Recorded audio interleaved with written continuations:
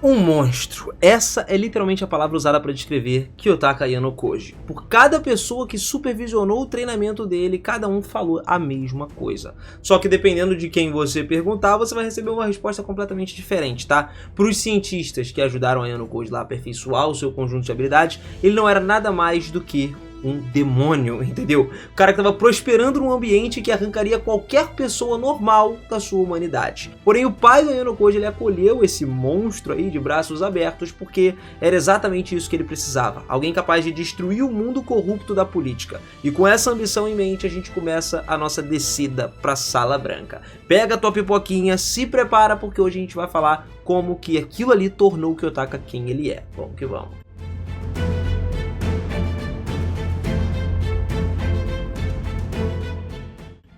Fala, seus otakus, beleza? Eu sou o Vinas e sejam muito bem-vindos a mais um videozão aqui no canal. E olha só, galera, a Sala Branca ela representa mais do que um simples método tradicional ali, um método educacional alternativo, é muito mais do que isso. Ela simboliza a perversão do potencial humano através do condicionamento extremo e também da supressão da individualidade da pessoa. Através de uma análise mais detalhada dos métodos empregados nessa instituição e os seus efeitos na formação do Yano Koji, a gente pode entender como que um ambiente totalmente controlado pode criar um ser humano que, mesmo que tecnicamente seja superior em quase todos os aspectos mensuráveis, perdeu elementos fundamentais que definem a experiência humana normal.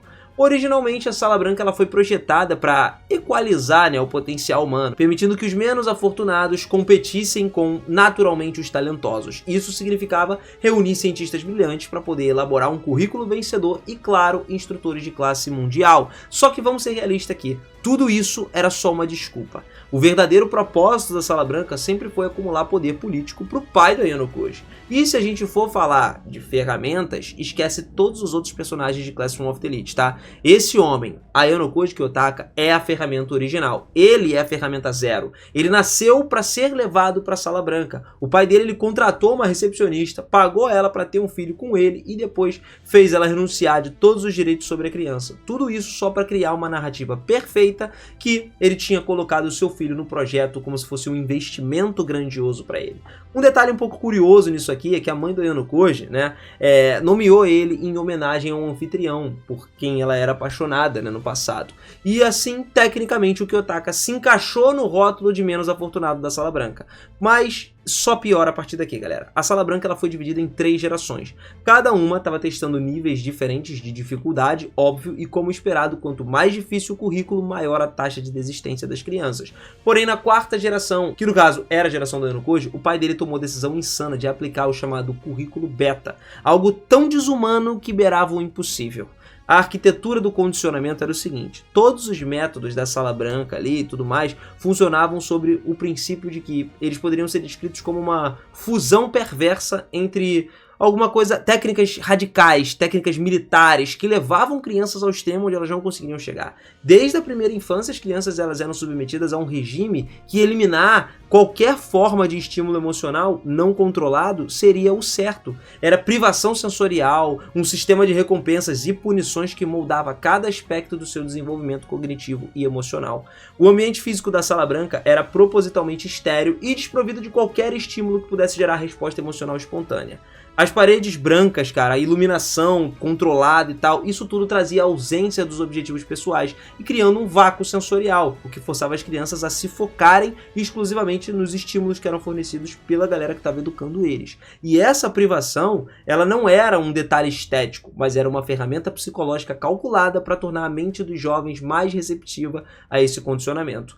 Cara, o currículo da Sala Branca ela transcendeu qualquer programa educacional convencional. As crianças foram expostas a conhecimentos muito avançados em múltiplas disciplinas ao mesmo tempo, desde matemática e ciências até psicologia, estratégia militar, manipulação social. Só que esse conhecimento ele não era transmitido através dos métodos pedagógicos tradicionais, mas através de experiências diretas, ou seja, experiências frequentemente traumáticas que gravavam as lições direto na psique da criança. O aspecto mais perturbador do programa era a eliminação sistemática da expressão emocional natural, que é o que a gente vê o Kiyotaka hoje, desprovido de emoção. Qualquer demonstração de emoção era vista como se fosse uma falha, né, num condicionamento, e era rapidinho suprimida através de técnicas que variavam, desde o isolamento da criança prolongada até o condicionamento mais agressivo, né? E as crianças, elas aprenderam que a sobrevivência dependia de fato da supressão completa das suas respostas emocionais, criando uma geração de indivíduos que processavam o mundo através de uma lente, né, que era puramente analítica e muito mais pragmática. E aí é que a gente começa a ver, depois de tudo, a transformação do Ayano Koji. De criança a um instrumento, né, que ele se tornou, ele não era só mais um produto da Sala Branca, ele era o produto mais bem sucedido da Sala Branca. Uma distinção de que carregava algumas implicações profundas, perturbadoras. Enquanto outras crianças sucumbiram ao programa através dos colapsos mentais e tal, ou foram consideradas falhas, removidas dali, o Ayano Koji, ele não só sobreviveu, mas ele prosperou de uma forma que superou todas as expectativas dos seus criadores. A genialidade do Ayano Koji, ela não ficou só na capacidade intelectual extraordinária, mesmo que essa seja verdadeiramente excepcional. A verdadeira conquista dele está na forma como ele meio que internalizou completamente os princípios da Sala Branca, transformando-se em um ser que opera através de lógica, através de eficiência, sem ser impedido por considerações emocionais ou éticas convencionais.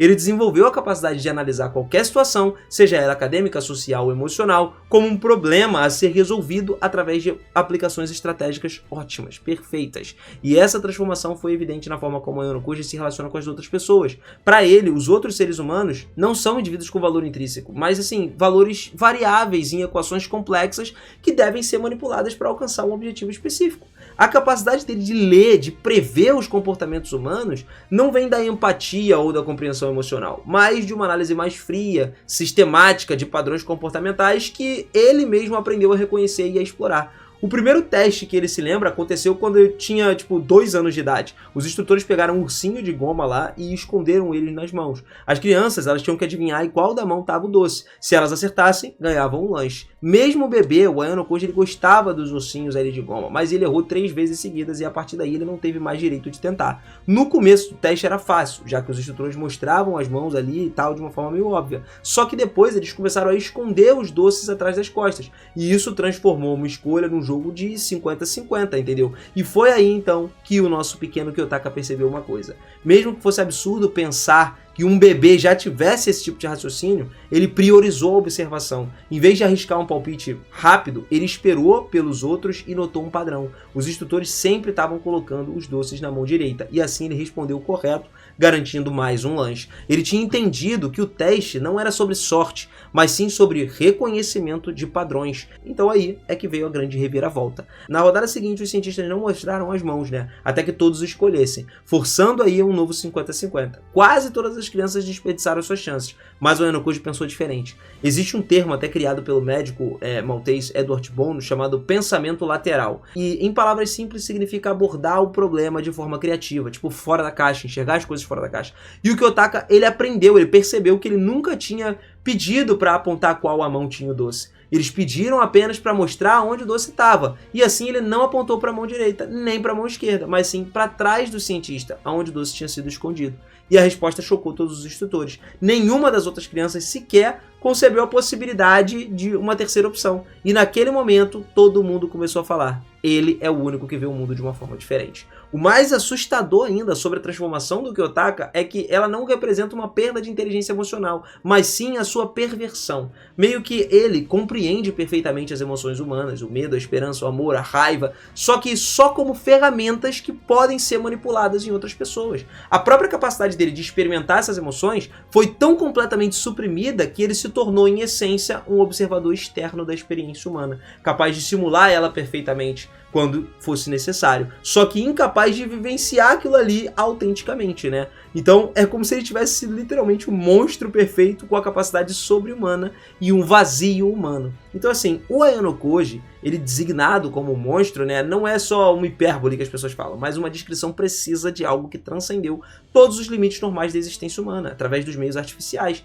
As capacidades dele em praticamente todas as áreas mensuráveis aí, né, da performance humana, intelectuais, físicas, sociais, excediam o que seria considerado o pico da capacidade natural humana. Só que Essa superioridade vem com um custo que questiona se o resultado final ainda pode ser considerado verdadeiramente humano, porque ninguém sabe se ele é uma besta enjaulada ou não sabe. Enfim, intelectualmente, cara, o Ayano Koji ele já demonstrou mais do que a capacidade de processamento de análise que pera o sobrenatural. Ele pode absorver, sintetizar informações complexas assim, no estalar de dedos, formular estratégias multidimensionais que consideram centenas de variáveis, coisas simultâneas, tá? Ele prevê os resultados de todas as interações sociais complexas com precisão assombrosa, cara. A memória dele é praticamente perfeita, o que permite a ele acessar qualquer informação que tenha encontrado com clareza total, mesmo anos depois. E cara, fisicamente, o condicionamento da Sala Branca produziu indivíduos que tenham capacidades atléticas muito maiores do que profissionais em múltiplas disciplinas.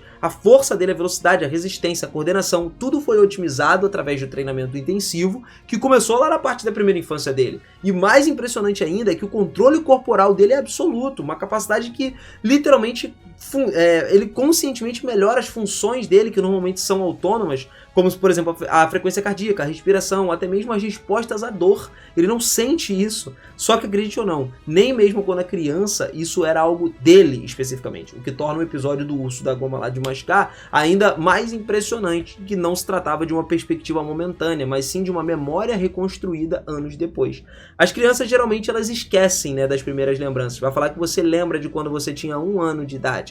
A gente está falando especialmente entre 0 e 3 anos ali, quando você nasce até os seus 3 anos de idade, você não lembra de nada, porque as memórias mais recentes tendem a enterrar as memórias mais antigas. Só que existem casos raros em que é possível recuperar essas memórias, e o Ayano Koji é uma dessas anomalias. Ele conseguiu facilmente relembrar da infância dele, o que deu uma vantagem incrível. E enquanto as outras crianças esqueciam, basicamente, ele ia acumulando dias e dias extras de treinamento nos anos mais formativos dele, criando um abismo entre si e toda aquela concorrência das outras crianças. A recompensa dessa diferença se tornou claríssima quando a Sala Branca entrou em ação. Aos 4 anos de idade, o primeiro teste do Ayano Koji, que ele se lembra, envolvia 5 sistemas de escrita diferentes, incluindo o hiragana e o alfabeto latino. Mas só responder certo não era o suficiente. Cada detalhe era avaliado, até mesmo a caligrafia, e ninguém perguntava às crianças se elas poderiam resolver problemas. A lógica era simples: aqueles que conseguissem seriam as únicas a permanecer dentro da Sala Branca. E esse era o verdadeiro significado do grande currículo beta. Foi nesse ambiente que o Ayano Koji descobriu sua maior arma, a capacidade absurda que ele tem de adaptação. No primeiro exame ele foi terrível, ele ficou em 24º. No seguinte ele já subiu para 15º, depois foi para 7º e finalmente chegamos no primeiro lugar. E quando ele estava no topo, ele nunca mais caiu dali. A cada exame, a diferença entre ele e o segundo colocado, inclusive, aumentava, irmão. Então, quando o Ayano Koji descobriu a lógica por trás de algo e encontrava o método mais eficiente, ninguém mais podia vencer ele. Isso não se aplicava só no campo acadêmico. Logo, todos os alunos começaram a treinar artes marciais, por exemplo, com foco nas técnicas de agarrar, arremessado, judô e tudo mais, e o histórico do Ayano Koji foi de 144 lutas, no qual 127 foram vitórias e 17 derrotas. E já tinham talentos naturais em artes marciais dentro da Sala Branca. O Shiro era um, tá ligado? Que tinha um recorde esmagador de 135 vitórias e só 9 derrotas. Nas 2 primeiras vezes que ele enfrentou o Ayano Koji e lutou contra o Shiro, ele perdeu a primeira, mas ele venceu a segunda e a partir daí o Shiro jamais conseguiu derrotar ele de novo. O Ayano Koji ele tinha entendido a essência, entendeu? Que era dominar o básico que permitia que ele superasse qualquer diferença de capacidade. E aí, mano, aplicando os fundamentos com mais eficiência nos seus oponentes, a distância entre ele e os outros estava se tornando cada vez maior, até se tornar impossível de ser alcançada por qualquer pessoa. E isso valia para qualquer área. Yuki, por exemplo, a nadadora mais veloz da Sala Branca, ela não conseguia vencer do Ayano Koji. Quando o Ayano Koji descobriu aquele truque dela, né, a técnica e tudo mais, ele ultrapassou e essa diferença entre ele e ela começou a crescer cada vez mais. Agora, falando socialmente, o Ayano Koji ele possui uma compreensão da psicologia humana. E isso faz com que ele consiga manipular praticamente qualquer pessoa com uma facilidade assustadora. Ele pode até assumir qualquer persona que a situação exija que ele assuma, desde um estudante mediano e inofensivo até um líder carismático, um confidente empático, tudo isso. Essa habilidade não vem do talento natural para relacionamentos humanos, mas de uma compreensão técnica que ele tem, né, com a mente de como ela funciona e como elas podem ser influenciadas. Só que por trás dessas capacidades extraordinárias existe um vazio existencial profundo. O Ayano-Koji ele não possui desejos pessoais genuínos, aspirações ou sonhos. Seus objetivos são puramente instrumentais. Ele age para manter a sua situação atual, logicamente, para resolver problemas que acabam surgindo no seu caminho, mas não por qualquer motivação intrínseca ou uma paixão pessoal. Ele, na verdade, é em muitos aspectos uma máquina biológica altamente sofisticada, capaz de simular a humanidade perfeita, mas incapaz de experimentar essa humanidade, né? E aí é que a gente vê que a existência dele de fato levanta muitas questões fundamentais sobre a natureza da humanidade, sobre os limites éticos do desenvolvimento humano, o preço da perfeição artificial, né? O que você paga, qual é o preço que você paga para criar um super-humano. E a Sala Branca conseguiu criar esse ser humano que objetivamente é superior em quase todas as medidas quantificáveis, mas quando fez isso, pode ter destruído exatamente aquilo que torna a experiência humana valiosa e significativa. Do ponto de vista filosófico, o Ayano-Koji ele literalmente representa um experimento mental fascinante, cara. Principalmente quando a gente fala sobre o que acontece quando a gente remove elementos considerados ineficientes da natureza humana, que são emoções, a empatia, enfim, irracionalidade, então a vulnerabilidade, e em favor da otimização pura. O resultado é um ser que pode resolver qualquer problema e superar literalmente qualquer desafio, mas que perdeu a capacidade de encontrar significado ou satisfação genuína em cada uma das conquistas dele. A questão ética já é diferente, né? Ela já é da Sala Branca, teve o direito de fazer essas escolhas pelo Ayano-Koji. Ele nunca consentiu com essa transformação.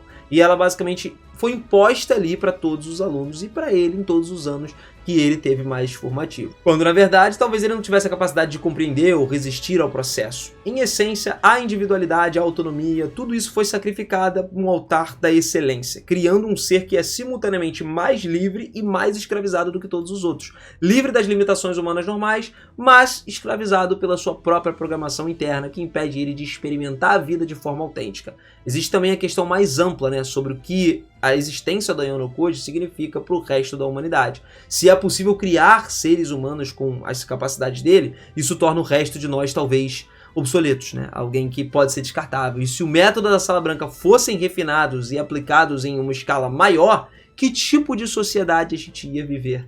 Uma povoada provavelmente por super-humanos eficientes, mas emocionalmente mortos. Ou haveria uma forma de preservar a humanidade essencial enquanto ainda talvez alcançava algum nível de otimização. Não sei. No final das contas, a Sala Branca criou um monstro, mas talvez o aspecto mais terrível dessa criação seja que ela demonstra que a linha entre a transcendência e a destruição da humanidade pode ser um pouco mais tênue do que a gente jamais imaginou. Na busca para criar um humano perfeito, ela pode ter criado algo que não é mais humano de forma alguma. Um lembrete de que só algumas fronteiras talvez nunca devessem ser cruzadas na vida, tá? Não importa o que a gente possa ganhar fazendo aquilo ali, é melhor deixar as coisas do jeito que estão. Mas comenta aí, mano, que eu quero saber a sua opinião sobre isso tudo. Se você imaginava essa transformação completa do Ayano-Koji, como a Sala Branca moldou esse cara pra ser do jeito que ele era. A gente já falou muito sobre isso aqui, mas eu nunca tinha comentado sobre esse ponto específico. Então, eu espero que vocês tenham curtido. E se curtiu, capricha no likezão. Não esquece de se inscrever no canal e ativar o sininho pra gente acompanhar muito mais coisa de Ikoso, que eu adoro falar de Classroom of the Elite e quero trazer muito mais dos volumes novos pra vocês. Eu vou ficando por aqui, galera. Beijo no coração, aquele forte abraço e eu vejo vocês na próxima. Valeu!